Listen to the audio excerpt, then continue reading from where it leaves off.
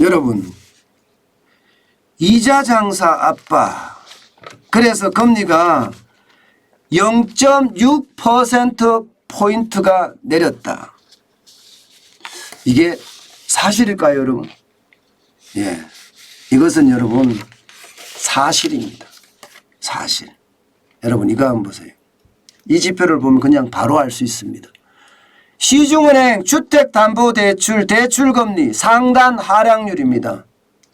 정확히 마이너스 0.615%입니다. 마이너스 0.615%. 아니 죄송합니다. 예. 마이너스 0.625%입니다. 625%. 많이 떨어졌죠.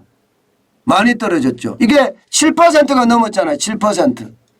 여러분 이거 한번 보세요. 지난주만 하더라도요. 주택담보대출 고정금리입니다. 하단이 4.33에서 상단이 7.14까지 올라갔습니다. 7%를 뚫어버렸어요. 7%를. 그러던 것이 일주일 만에 6.515%까지 떨어졌습니다. 6.515%까지. 그러면 0.625%가 지금 낮춰진 건가요? 그렇지만 하단은요 올라갔습니다. 하단은 4.33%에서 4.75%로 올라갔어요. 마찬가지로 주택담보대출 변동금리도요. 예, 이게 상단이 6.681%에서 5.681%에서 5.781%로 살짝 0.1%포인트는 올랐습니다. 그렇지만 하단은요. 3.69%에서 3.69% 그대로 유지했습니다. 왜 이렇게 내렸을까요? 왜 내렸을까요? 아마 여러분들도 들으셨잖아요. 이복현 금융감독원장이 은행장하고 간담회에서도 은행들이 지나친 이익 추구에 대한 비판이 커지고 있다. 금리를 보다 합리적이고 투명한 기준과 절차에 따라 산정하고 운영할 필요가 있다. 이렇게까지 이야기를 했습니다. 그것도 한 번만 한 것이 아니라 금융감독원장만 2번 이야기했어요. 금융감독원장만. 쉽게 말하면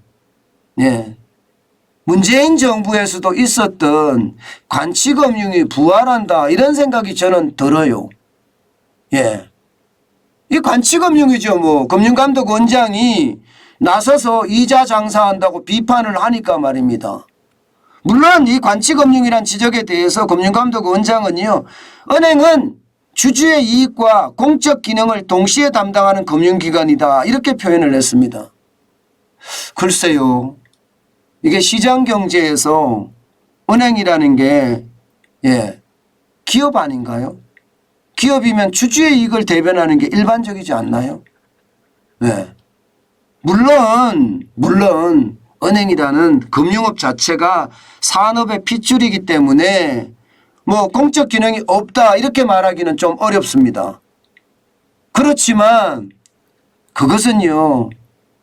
금융감독원장이 이렇게 해야 될 일일까요? 저는 정부가 나서서 이자 장사한다고 비판하면서 금리를 끌어내리는 것 이거 뭐 시장경제에 저는 부시는 행위라고 생각을 합니다. 이렇게 시장경제를 부셔서 윤석열 정부에서도 진짜 시장경제가 중심이라고 이야기를 했는데 또 엉뚱한 더 시장경제를 망치는 그런 사태가 나타나지 않을까 저는 솔직히 조금 두려워요. 전임 정부하고 다른 점이 없어 보이니까요. 이게 시장은 여러분들에게 제가 늘 말씀을 드렸지만 시장은 수요와 공급에 의해서 가격이 결정이 돼야 돼요. 지금 대한민국의 부동산 시장도 그렇고요. 지금 금융시장도 마찬가지고요. 이게 수요와 공급에 의해서 가격이 결정된다 이렇게 생각하지가 않습니다. 대체적으로 보면 요즘 대출 받기 굉장히 어렵다고 해요. 예, 대출 받기. 대출 받고 싶지요. 그런데 대출을 받을 수가 없습니다.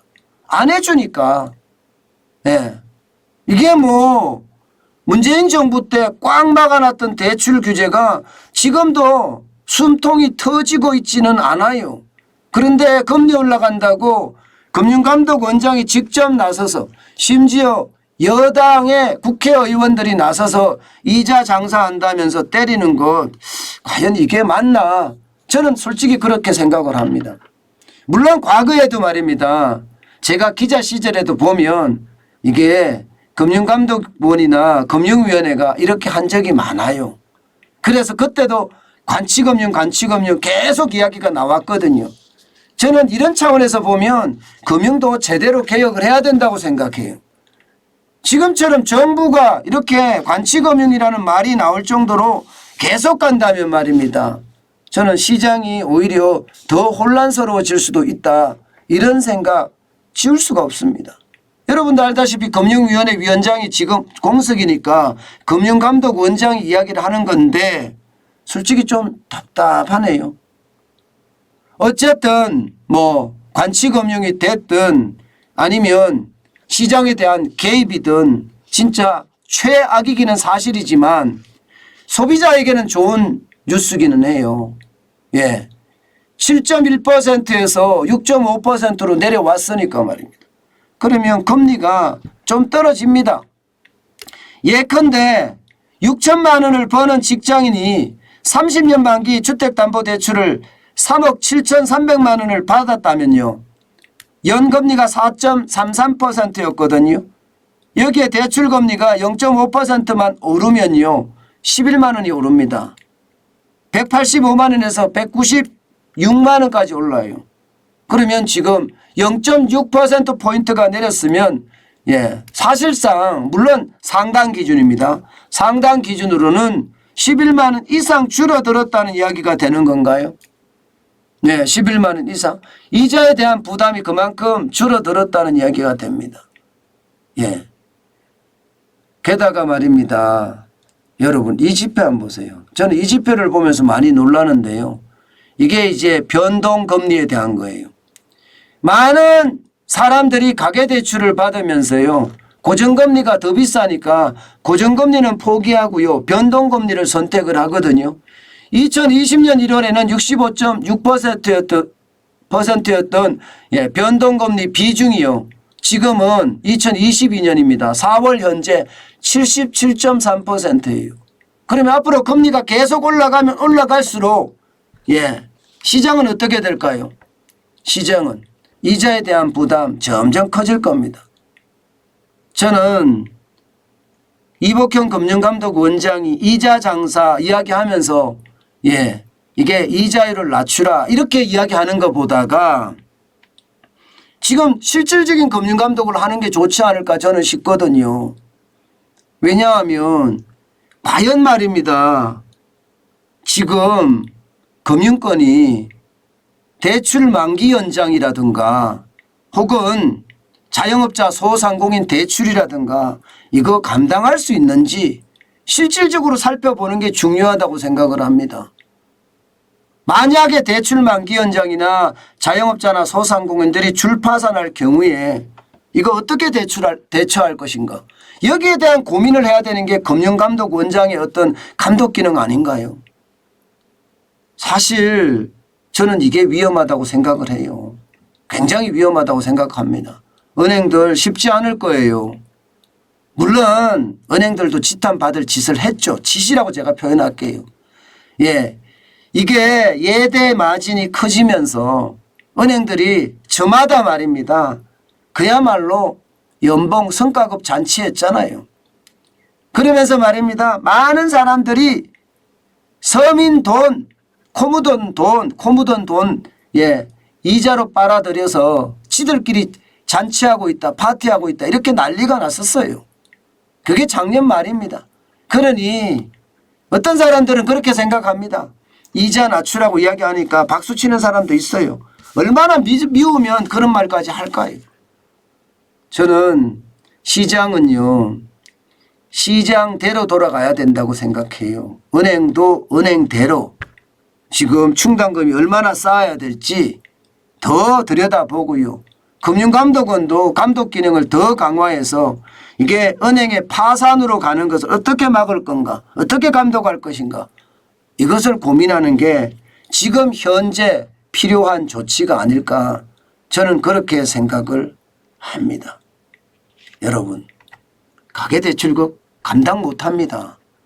지금 2022년 1분기 현재에 보면 1859조 4천억 원입니다. 작년 4분기 1860조 1000억보다가 찔끔 줄었습니다만은 1559조 4천억도 이거 만만치 않은 금액입니다.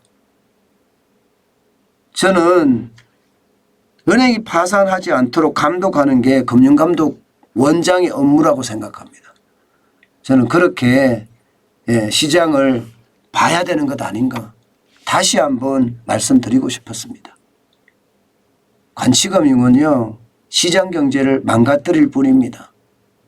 자칫 관치금융이요, 시장을 왜곡시킬 수 있거든요. 그래서 오히려 위기를 앞당길 수 있다는 거 분명히